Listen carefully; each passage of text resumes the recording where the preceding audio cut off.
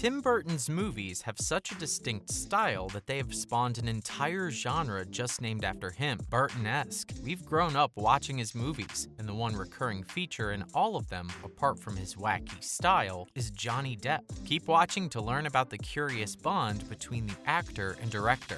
Firstly, Tim Burton discusses his work at the Lumiere Film Festival. The American director and artist Tim Burton spoke to an audience of admirers during a masterclass, some of whom were dressed as his well-known Gothic characters at the Lumiere Film Festival. Burton addressed his distinctive approach to filming. The recipient of this year's Lumiere Award responded when asked about his fascination in his career with the actor Johnny Depp. The award-winning director discussed how he first teamed up with Depp on the 1990 film Edward Scissorhands, in which the well-known actor starred opposite Winona Ryder, who has also been typecast as another regular Burton character. The pair first collaborated on the fantasy romantic movie about a robotic human with scissors for hands. Since then, they've been inseparable and worked on 8 other movies together. Depp played the lead in many of Burton's movies, always starring as the weird and wacky main hero, including the title part in 1999's Sleeping Hollow as Ichabod Crane,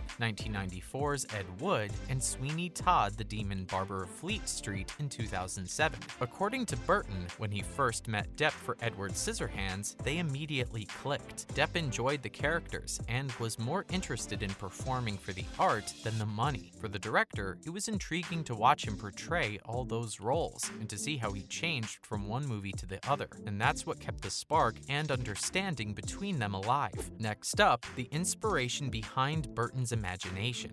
Burton stated he was viewing vintage monster movies as inspiration before he could walk or talk. He also mentioned during the workshop German expressionism and European folklore tales which he grew up on. The director said that he never saw the creatures as awful. To him, they were always gorgeous and unique visuals. He said that he reacted to monsters because, like many other people, he felt different inside. The Lifetime Accomplishment Lumiere Award, which has previously been given to people like Francis Ford Coppola, Quentin Tarantino, Clint Eastwood, Martin Scorsese, Jane Fonda, Catherine Deneuve, and Gerard Depardieu, is finally being given to the director with a devoted cult following, and the event concluded on October 23rd. Finally, will Depp join Burton once again in Beetlejuice 2? There had been rumors floating about that Burton was developing a Beetlejuice sequel, with Depp playing the lead. He apparently dismissed these claims at the Lumiere Film Festival, insisting that he is not currently working on Beetlejuice 2, much less with Depp. With that stated, he confirmed he had no immediate plans to retire and that he will continue to make films for as long as he can.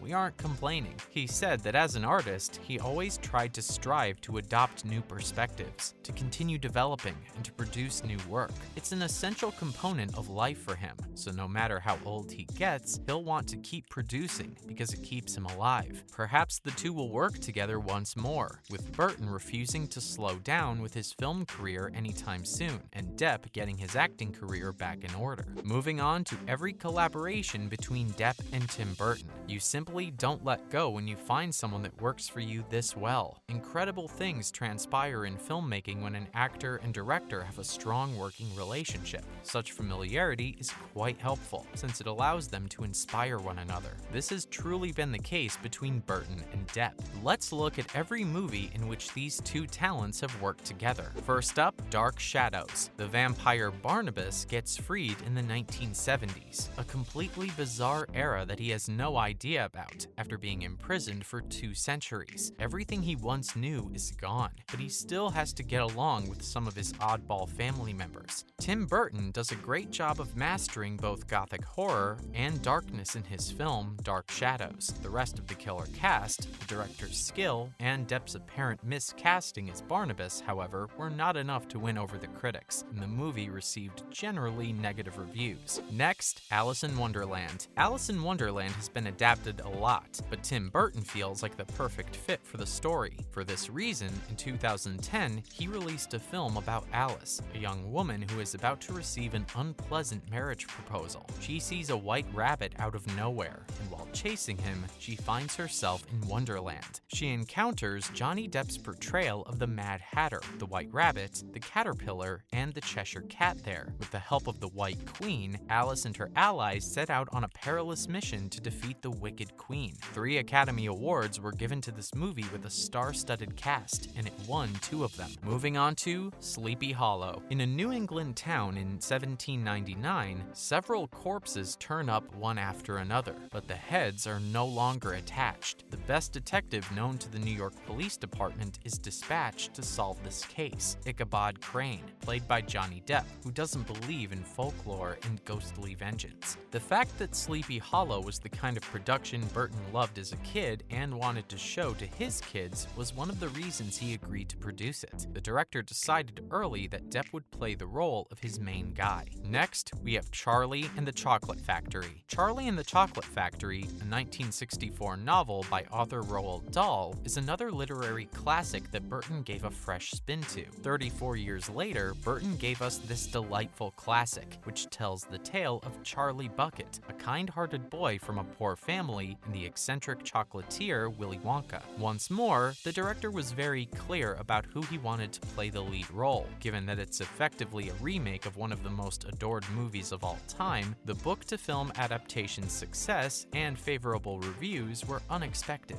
More on Sweeney Todd. This film, which was influenced by Stephen Sondheim's well-known musical Sweeney Todd, the Demon Barber of Fleet Street, tells the story of Englishman Benjamin Barker, who is wrongfully imprisoned on the other side of the world, but escapes and returns to London, vowing to get retribution. A fun detail about this movie is that it took almost 25 years to make, because Sondheim refused to give the rights. The director persuaded him by offering to be in charge of selecting the actors. Johnny Depp proved Sondheim wrong, and was nominated for the Best Actor Oscar for his performance in this film, despite Sondheim's original reservations about his musical ability for the part. Up next, Corpse Bride. In Corpse Bride, Burton combines his already famous dark aesthetic with everything he's learned about making movies over the past 2 decades. Additionally, it was the first motion picture in which Johnny Depp provided the voice of an animated character. We follow Victor Van Dort's tragedy as he is forced to wed Victoria, a lady he has never met. Fortunately, they connect right away,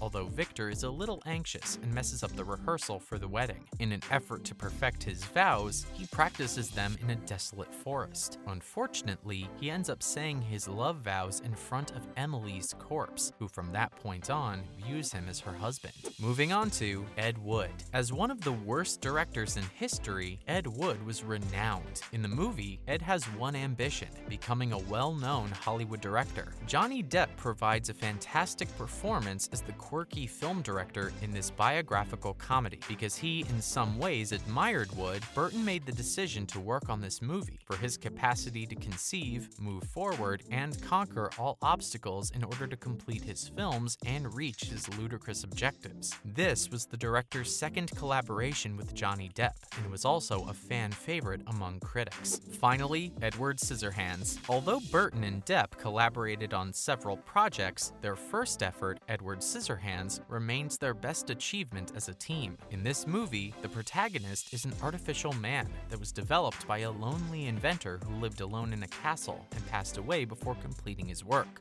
Strangely enough, Depp's key role in the movie would have been offered to many individuals, but even then, the filmmaker saw something special in Depp. This almost prevented the beginning of their close friendship from happening. Fortunately, he wasn't mistaken, and after this initial project, many further achievements followed. That's a wrap for this video. Thanks for watching. What did you think of Tim Burton and Johnny Depp's sprawling careers together? And which of their movies is your favorite? Let us know in the comments below. Make sure to give this video a thumbs up and subscribe to our channel for more videos like this. See you in the next one.